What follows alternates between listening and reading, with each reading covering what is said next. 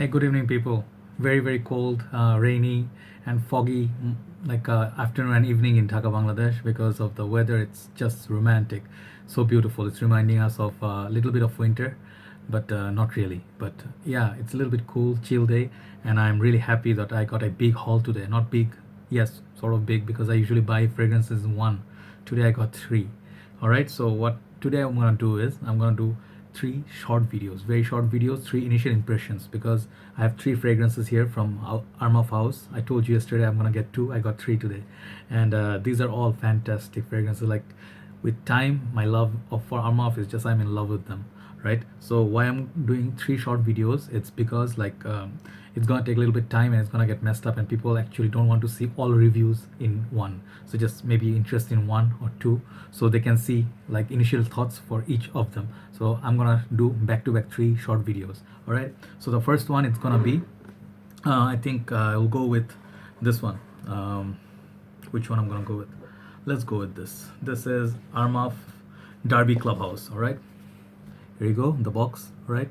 And this is, they have three in the Derby Clubhouse line. I think Derby Clubhouse, the Derby Clubhouse Blanche, this one, and maybe there is four or five. I'm not quite sure. So these are like different line from the usual Armafs, all right? And they're a little bit more pricey. I think Bangladesh you have to pay around 2,800 taka. That translates to $28 US plus the VAT, all right? So bottom is here, all the information, and the most important information of all, this is made in France, right? So this is 100 ml and EDT concentration. You get the Armaf logo up top, all right?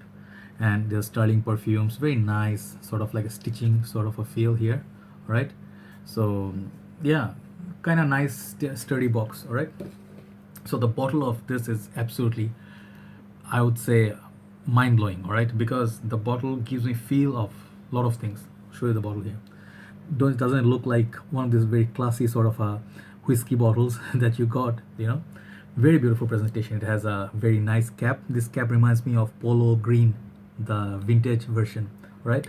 Very heavy. You know, this can be used, you know, like it looks so cool as well. It's golden, all right? And very solid cap. The sprayer of it here, and then there's like some leather wrapping around. It says Belmont. Very nice details. And this one, as you can see myself also, very beautiful plate right in front, and the stitching also, okay? Leather wrapped, and the juice color is very nice, greenish. I think it's green, big amber, not gold, something mix. Very nice, lovely colors on this, all right? Very heavy bottle as well. And then it says Armaf sticker.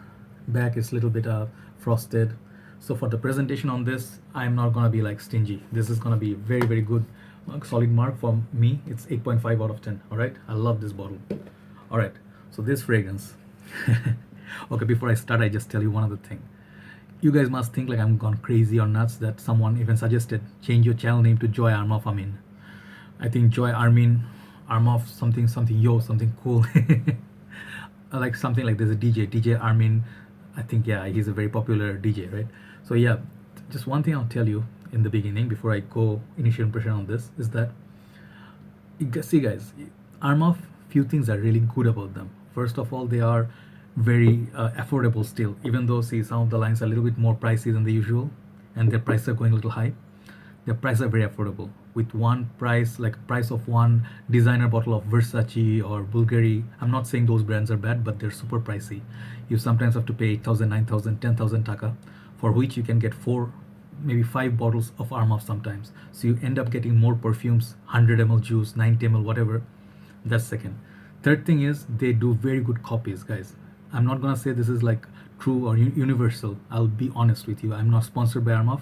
I buy them because I love them, and I really do my testing. I usually buy one Armaf or their fragrances, then I spray at least 10, bring them back home, see they dry down, the performance, and I try to see, because Armaf, you guys all know, they do clones. Every single fragrance is like a clone of something else, but they do better than the original. They do one up, right? So sometimes when I see something is really worth it, and see this, guys, 14-15 fragrances of Armaf that I own with my own money, I'm not mad, guys. I'm telling you guys, I'm getting quality, and some of them are not really worth it. Some of them are just watered down, same smelling. Some of the Armafs, they have this problem. They all smell alike. Some of those fragrances, like Bleu de Chanel, they at least have 4 or 5 copies. So I don't see, they're like very redundant, so those I avoid. Some of them, like I tried, they did this smell like nothing, their performance was bad too. So not all Armafs are good. So listen to my reviews. If you are interested, listen to the reviews and then see if they're really good. I bought them because they're really good, right? So yes, enough like fire in one go. Okay, about this fragrance.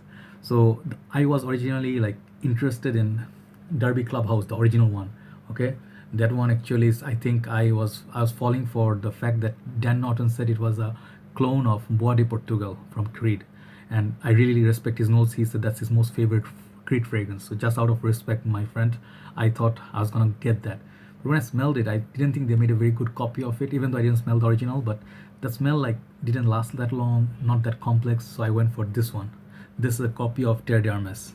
Okay, and before I start, I'll show you one other fragrance I have in my collection, also up for decanting. Is this Ivanhoe from, I think it's called Yves de Sistel company. So I've done a review on this, and these two are in the same ballpark, and there are significant difference between these two, and I think I'm gonna tell you the difference and similarities. All right, so this one, you get full 100 ml juice, even though you pay a little bit more because it's a bit more upper class, and because the glass is so heavy, you cannot imagine how heavy this is. This is much better than in many of your designer fragrances. So is it similar to Terre d'Hermes? Let's see. Oh, the cap, hear the sound, pure metal.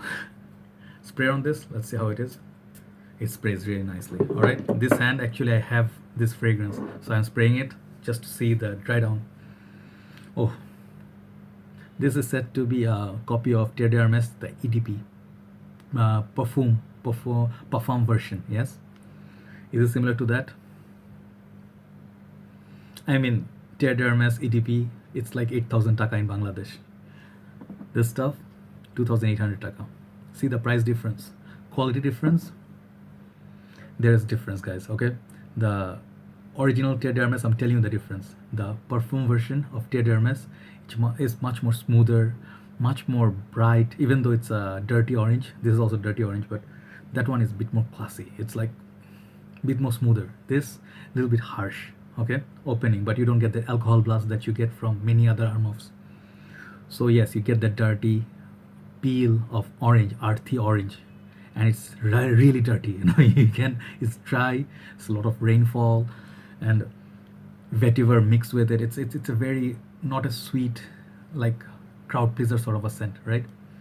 So okay, so yes, definitely Terre d'Hermes vibe. So the difference between this and the Ivanhoe, this is Derby Clubhouse, I think Belmont. Yeah, the Belmont, and this difference is this is much more potent. Ivanhoe, it comes off much more stronger, and it's like there's some sort of a youngish vibe. It's even though it's older, but this one, it's like has a little bit more playfulness, all right, than this. But the performance from this and this is not comparable. This one you get 4 hours to 5 hours. This one I got 8 to 9 hours on my paper. So I'm gonna try again on my skin. This is very long-lasting fragrance, almost lasts double of Ivanhoe. So both are very good clones for Terre d'Hermes, but this one is price is cheaper, way cheaper than this. So definitely. So I wouldn't mind because I already own Ivanhoe and I don't mind owning another one. I'm gonna be decanting this as well. So is it a good substitute of Terre d'Hermes? Definitely is. For the price you pay, you cannot go wrong. This is 80. For initial impression, I'm gonna give this 80 to 85% similar. All right. It has that feeling, like it has that feel. The Terre d'Hermes, the EDP, doesn't last on our condition on my skin. I don't know about other people. In Bangladesh condition, the Terre d'Hermes didn't last on me. This one did. Even Ivanhoe lasted longer than this. I mean the Terre d'Hermes. So for longevity, it's excellent. 9 out of 10. I'll give perfect 9 out of 10. But little bit cooler weather like today, not in the intense heat. All right. Daytime wearing, definitely. Mature crowd, age is a bit more mature crowd, 25 and up, definitely. And compliments wise, it's half. This kind of fragrance you wear for yourself. All right. And projection, definitely very good projecting. It projects after 4 or 5 hours also. All right. So for overall, for initial impression, this is excellent copy of Terre d'Hermes. I like this over Ivanhoe. You can try Ivanhoe, but this has much more transition than the other one. All right. So for initial impression, I'm going to give this 9 out of 10. All right. So yep, my initial marks. All right, and I love this. I love the presentation. I love everything about this fragrance. So guys, watch out for the next episode. All right, take care.